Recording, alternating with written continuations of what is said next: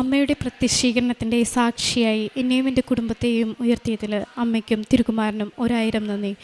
എൻ്റെ പേര് ആതിര ജോസഫ്. ഞാൻ വരാപ്പുഴ മൂലമ്പള്ളി സെൻറ്റ് അഗസ്റ്റിൻ ചർച്ചിൽ നിന്ന് വരുന്നു. എൻ്റെ അമ്മയാണിത്, എൻ്റെ ഹസ്ബൻഡ്, എൻ്റെ മകൻ. ഇവിടെ ഞാൻ കൃപാസനത്തിനെ പറ്റി ഞാൻ പണ്ട് മുതലേ കേട്ടിട്ടുണ്ട്. പക്ഷേ എനിക്കിവിടെ വന്ന് ഉടമ്പടി എടുക്കണം എന്ന് ഇതുവരെ ആ ഒരു സമയത്ത് തോന്നിയിട്ടില്ലായിരുന്നു. പക്ഷേ 2023 ഞാൻ ഹസ്ബൻഡിൻ്റെ കൂടെ അയർലൻഡിലേക്ക് ഹസ്ബൻഡിന് ജോലി കിട്ടിയിട്ട് ഞാനും കുഞ്ഞും കൂടി പോയായിരുന്നു. അവിടെ ചെന്നപ്പോൾ കുഞ്ഞിന് 2 വയസ്സായിരുന്നു. ആ സമയത്ത് കുഞ്ഞിന് എപ്പോഴും ചെവിക്ക് ഇയർ ഇൻഫെക്ഷൻ, പിന്നെ പനി, എപ്പോഴും എല്ലാ മാസവും അടുപ്പിച്ച് ആൻറ്റിബയോട്ടിക് കൊടുക്കേണ്ട ഒരവസ്ഥ ഞങ്ങൾക്ക് വന്നു. ആ ഒരു സാഹചര്യം വന്നപ്പോൾ ഞങ്ങൾക്ക് വളരെ പ്രയാസമായി. ഞങ്ങൾ എന്നിട്ട് ഒരു ENT കൺസൾട്ട് ചെയ്തു. അവിടെ വെച്ച് കൺസൾട്ട് ചെയ്തപ്പോൾ ENT പറഞ്ഞു, കുഞ്ഞിൻ്റെ 2 ചെവിയിലും ഫ്ലൂയിഡ് ഉണ്ട്, നമുക്ക് ഗ്രോമെക്സ് എന്ന് പറഞ്ഞൊരു സർജറി ചെയ്യണം. ആ സർജറി ചെയ്താൽ ആ ഫ്ലൂയിഡ് നമുക്ക് എടുത്ത് കളയാൻ പറ്റുള്ളൂ.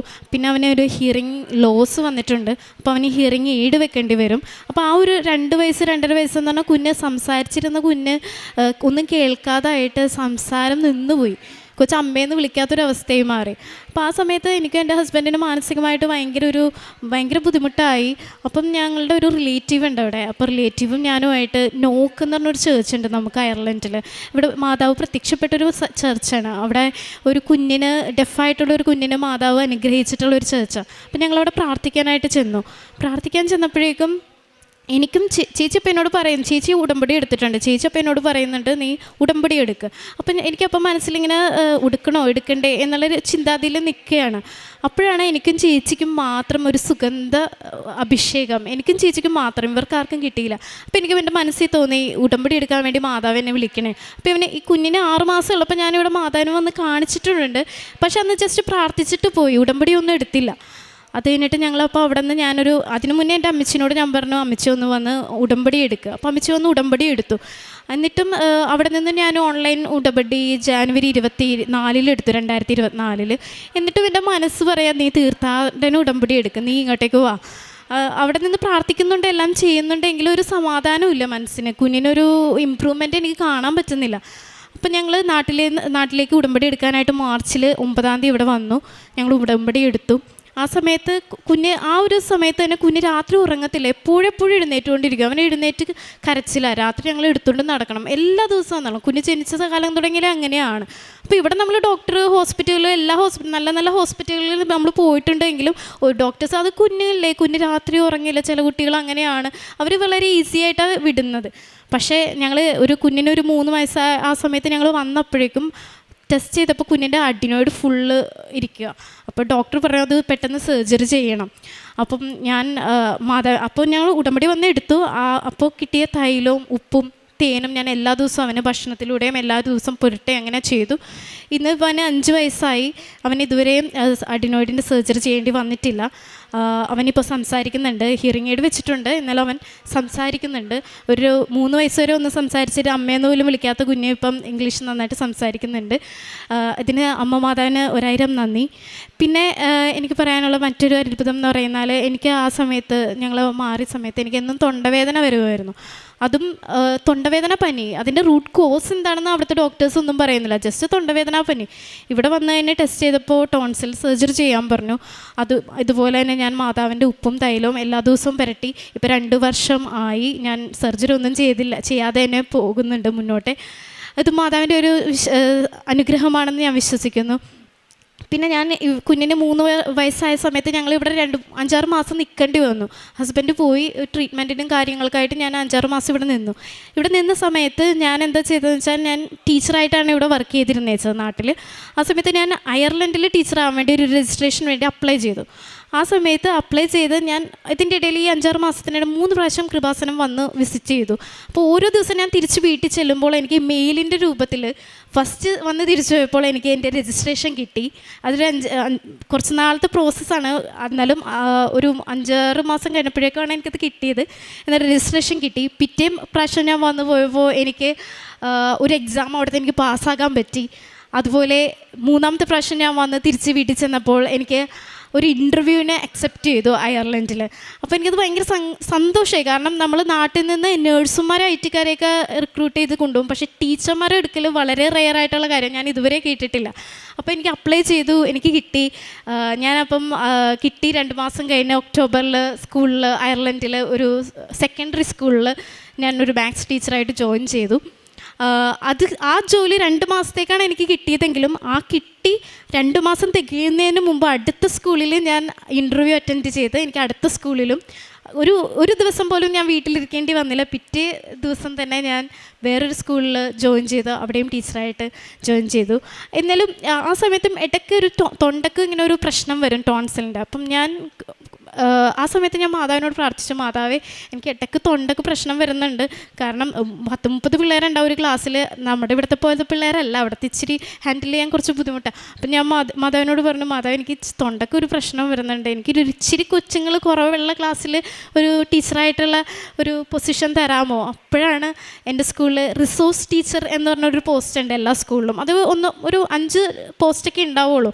അപ്പോൾ അതിലൊരു ന്യൂ വേക്കൻസി വന്നിട്ട് എന്നെ ആ ഇതിലേക്ക് പ്രിൻസിപ്പൾ അക്സെപ്റ്റ് ചെയ്യുകയാണ്. അപ്പോൾ ഞാൻ കഴിഞ്ഞൊരു വർഷം മൊത്തം ആ റിസോഴ്സ് ടീച്ചറായിട്ടാണ് ആ സ്കൂളിൽ നിന്നത്. ഇപ്പം നെക്സ്റ്റ് ഇയറിലേക്കും എനിക്ക് ആ റിസോഴ്സ് ടീച്ചറായിട്ട് കണ്ടിന്യൂ ചെയ്യാനായിട്ട് മാതാവ് എനിക്കൊരു അനുഗ്രഹം നൽകി. എന്നെ സംബന്ധിച്ചിടത്തോളം ഇത് വലിയൊരു അനുഗ്രഹമാണ്. പിന്നെ എൻ്റെ ഹസ്ബൻഡ് നാട്ടിൽ അത്യാവശ്യം കുറേ 5-6 വർഷത്തോളം കാറൊക്കെ ഓടിച്ചിരുന്ന ഒരു നല്ല വ്യക്തിയായിരുന്നു. നല്ല കോൺഫിഡൻ്റ് ആയിരുന്നു കാർ ഓടിക്കാനായിട്ട്. പക്ഷേ നാട്ടിൽ നിന്ന് അയർലൻഡിൽ ചെന്ന് അവിടെ ലൈസൻസിന് അപ്ലൈ ചെയ്ത് ഫസ്റ്റ് ട്രയൽ തന്നെ പുള്ളി ഫെയിലായി. അപ്പം സെക്കൻഡ് ട്രൈക്ക് പോയപ്പോൾ ഞാൻ മാതാവിൻ്റെ കാശ് രൂപം കയ്യിൽ കൊടുത്തു. എന്നിട്ട് ഞാൻ പറഞ്ഞു, മാതാവിൻ്റേതാണ് ഇത് കിട്ടിയതെന്ന് കാണിക്കാൻ എനിക്ക് എന്തെങ്കിലും ഒരു പ്രൂഫ് വേണം എന്നുള്ള രീതിയിൽ പ്രാർത്ഥിച്ചായിരുന്നു. അപ്പം അവിടെ ചെന്ന് സെക്കൻഡ് ട്രയൽ പുള്ളിക്ക് കിട്ടിയ ഇൻസ്പെക്ടറിൻ്റെ പേര് മറിയം എന്ന് പറഞ്ഞ ഒരു ലേഡി ആയിരുന്നു. അത് മാതാവിൻ്റെ ഒരു അനുഗ്രഹമായിട്ട് ഞാൻ വിശ്വസിക്കുന്നതാണ്.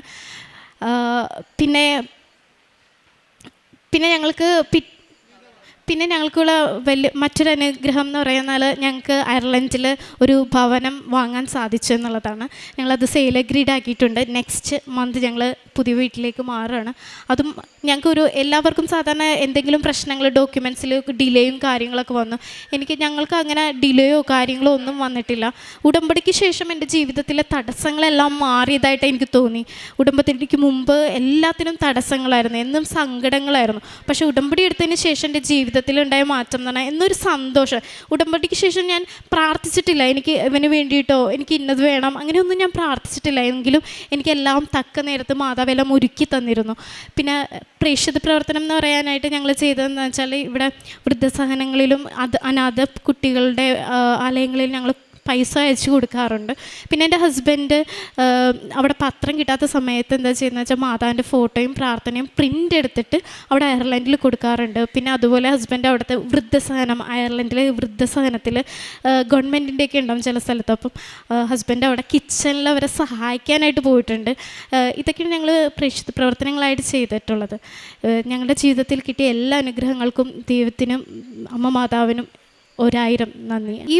ഈ വിഷമമുള്ള സമയങ്ങളിലെന്ന് വെച്ചാൽ എൻ്റെ ഒരേ ഒരു ആശ്വാസം എന്ന് പറയുന്നത് ഉടമ്പടി പ്രാർത്ഥനയാണ്.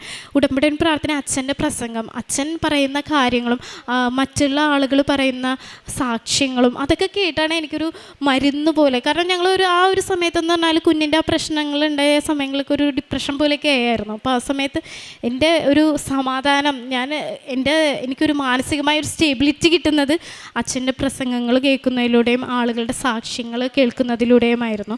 പിന്നെ ഞങ്ങൾ എല്ലാ ഞായറാഴ്ചയും കുമ്പസാരം കുർബാനയ്ക്ക് പോകാറുണ്ട്. എല്ലാ ദിവസവും പോകാൻ പറ്റാറില്ല.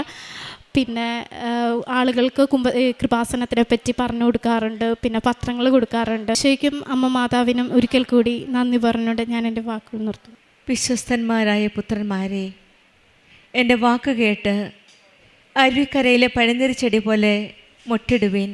കുന്തിരിക്കം പോലെ സൗരഭ്യം പരത്തുകയും ലില്ലി പോലെ പൂവണിയുകയും ചെയ്യുവിൻ. സുഗന്ധം പരത്തുകയും സ്തുതിഗീതം ആലപിക്കുകയും ചെയ്യുവിൻ. കർത്താവിൻ്റെ എല്ലാ പ്രവൃത്തികളും നിമിത്തം അവിടുത്തെ വാഴ്ത്തുവിൻ. പ്രഭാഷകൻ്റെ പുസ്തകം 39-ാം അധ്യായം 13-14 വചനങ്ങളാണ്. ഉടമ്പടിയുടെ പ്രധാന ആഹ്വാനം തന്നെ ദൈവത്തോടുള്ള വിശ്വസ്തതയും പ്രാർത്ഥനയും മാനസാന്തരവും വിശുദ്ധ ജീവിതവുമാണ്. ഉടമ്പടി അനുഗ്രഹങ്ങൾ ലഭിക്കുന്നത് ദൈവകൃപയാലാണ്.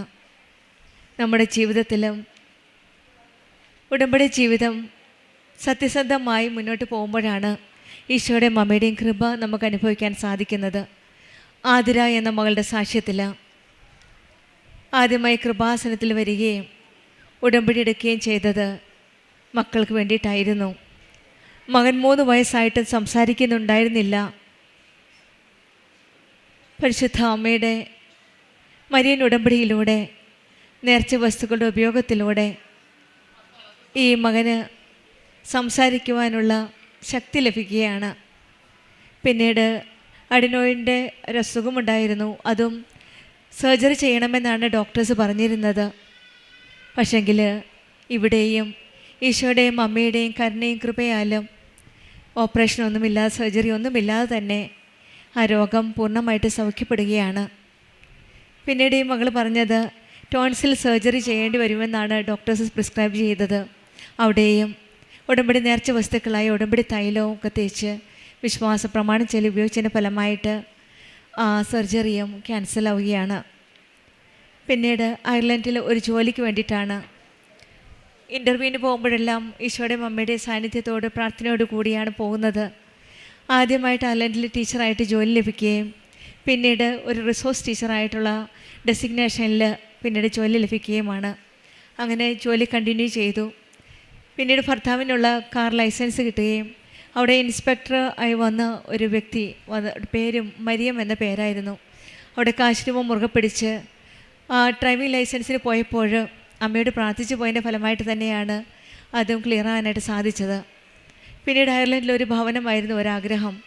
അവിടെയും ഈശോയുടെയും അമ്മയുടെയും അനുഗ്രഹം കൊണ്ട് സെയിൽ എഗ്രിമെൻറ്റ് റെഡിയാക്കി. ഈശോയുടെ അമ്മയുടെ കൃപയാലാണ് ഇന്ന് ഈ മക്കൾ പരിശുദ്ധ അമ്മയുടെ സന്നിധിയിൽ അമ്മയ്ക്ക് നന്ദി പറഞ്ഞുകൊണ്ട് അമ്മയുടെ പ്രത്യക്ഷീകരണത്തിൻ്റെ സാക്ഷിയായിട്ട് അമ്മയുടെ അരികിലേക്ക് വന്നിരിക്കുന്നത്. ഈശോയുടെ അമ്മയോട് ചേർന്ന് നിൽക്കുമ്പോൾ നമ്മുടെ ജീവിതത്തിൽ എത്രയെത്ര ബുദ്ധിമുട്ടുകളും പ്രതിസന്ധികളും പ്രശ്നങ്ങളും ഉണ്ടായാലും സങ്കീർത്തനം 30:2 പറയുന്നത് പോലെ എൻ്റെ ദൈവമായ കർത്താവെ ഞാനങ്ങോട്ട് നിലവിളിച്ച് അപേക്ഷിച്ചു, അവിടുന്ന് എന്നെ സുഖപ്പെടുത്തുകയും ചെയ്തു എന്നാണ് ഈ മക്കളുടെ ജീവിതത്തിൽ ഉടമ്പടിയിലൂടെ നിയോഗം സമർപ്പിച്ച് പ്രാർത്ഥിച്ചതിൻ്റെ ഫലമായിട്ടാണ് ആ രോഗങ്ങളിൽ നിന്ന് രോഗസൗഖ്യം ലഭിച്ച് ഈശോയും അമ്മയും ഈ മക്കളെ ഇന്ന് അമ്മയുടെ സാക്ഷികളാക്കി തീർത്തത്. കൃപാസനം അമ്മ ഈശോയുടെ സന്നിധിയിലേക്ക് നമ്മെ നയിക്കുന്ന ഒരമ്മയാണ്. നമ്മൾക്ക് നിലവിളിയോടെ കണ്ണീരോടെ അമ്മയുടെ ആലയത്തിൽ വന്ന് ഈ പുണ്യഭൂമിയിൽ വന്ന് കണ്ണീരോടെ പ്രാർത്ഥിക്കുമ്പോൾ നമ്മുടെ പ്രാർത്ഥന കേൾക്കുന്ന ആ ദൈവത്തിൻ്റെ കരങ്ങളിലേക്കാണ് കൃപാസനം അമ്മ നമ്മെ കരം പിടിച്ച് നയിക്കുന്നത്. നമ്മുടെ ജീവിതവും മറ്റുള്ളവർക്ക് ആത്മീയ സുഗന്ധമായി മാറുവാനും കൃപയിലും വിശ്വസ്തതയിലും ഉടമ്പടി ജീവിതം നയിച്ച് ദൈവത്തെ മഹത്വപ്പെടുത്തുവാനുള്ള അനുഗ്രഹത്തിനായി നമുക്കും പ്രാർത്ഥിക്കാം. ആതിര ജോസഫിനും കുടുംബത്തിനും ലഭിച്ച ഈ വലിയ അനുഗ്രഹങ്ങൾക്ക് നമ്മൾക്ക് കരങ്ങളടിച്ച് ദൈവത്തെ മഹത്വപ്പെടുത്താം. അത്യപൂർവ ദൈവാനുഭവങ്ങൾ ഇനി നിങ്ങൾക്കും സ്വന്തം. ഈ യൂട്യൂബ് ചാനൽ ഇതുവരെ സബ്സ്ക്രൈബ് ചെയ്തിട്ടില്ലെങ്കിൽ ഇപ്പോൾ തന്നെ സബ്സ്ക്രൈബ് ചെയ്യുക. ഈ വീഡിയോ ഇപ്പോൾ തന്നെ നിങ്ങളുടെ സുഹൃത്തുക്കൾക്ക് ഷെയർ ചെയ്തുകൊണ്ട് കർത്താവിൻ്റെ പ്രേക്ഷിതരാകുക.